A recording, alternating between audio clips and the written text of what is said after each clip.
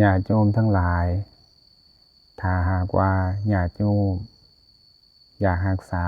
ความหลาเริงความปราโมทย์ภายในใจของตนเองไว้ได้พระอาจารย์มีเคล็ดบ่ลับก็คือพระพุทธองค์บอกไว้ว่าเมื่อใดที่เฮาเห็นรูปด้วยตาฟังเสียงด้วยหูดมกลิ่นด้วยดังลิ้มรสด้วยลิ้นสัมผัสโผฏฐัพพะด้วยกายรู้อารมณ์ด้วยใจก็ให้เฮาสังรวมระวังบ่ให้ใจของเฮาไปเกือกกลัวในอารมณ์นั้นเมื่อใจของเฮาบ่ไปเกือกกลัวในอารมณ์นั้นปราโมทย์ความหลาเริงก็จะเกิดขึ้น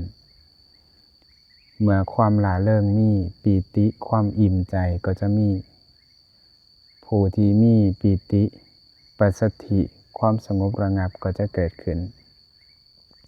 ผู้มีปัสสัทธิก็จะมีความสุขบุคคลผู้มีความสุขจิตใจก็จะตั้งมั่นเมื่อจิตใจตั้งมั่นก็จะรู้เห็นธรรมทั้งหลายตามความเป็นจริงธรรมทั้งหลายก็จะปรากฏผู้มีธรรมทั้งหลายปรากฏก็นับว่าอยู่โดยความบ่ประมาทอันนี้เป็นเคล็ดลับที่พระผู้มีพระภาคเจ้าของเฮาแสดงไว้ว่าให้เฮารู้จักสังรวมระวังบ่ว่าอารมณ์สิผ่านมาทางอายตนะใดก็ตามให้เฮารู้จักเลือกให้เฮารู้จักเลือกเสพอารมณ์นั้นๆเพื่อสิเฮ็ดให้ใจของเฮาบ่ไปเกือกกลัวในอารมณ์นั้นๆปราโมทย์ความหลาเริงใจของเฮาก็จะมีอยู่เป็นปกติและเฮาก็สิเป็นผู้รู้เห็นธรรมตามความเป็นจริงได้ฉะนั้นแล้วง่ายๆเด้อก็คือ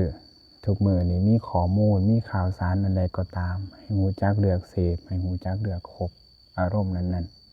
ๆเป็นต้นก็คือเรื่องของคนอื่นเฮาบ่ไปเพ่งบ่ไปเปรียบเทียบหลายจนเกินไปถ้าเฮาไปเพ่งไปเปรียบเทียบตัวเองกับคนอื่นหลายจนเกินไปเบิ่งแต่เรื่องของคนอื่นหลายจนเกินไปใส่ใจเรื่องของคนอื่นหลายจนเกินไปเฮาก็สิออกจากเส้นทางของตนเองไปเรื่อยๆเรื่อยๆเด้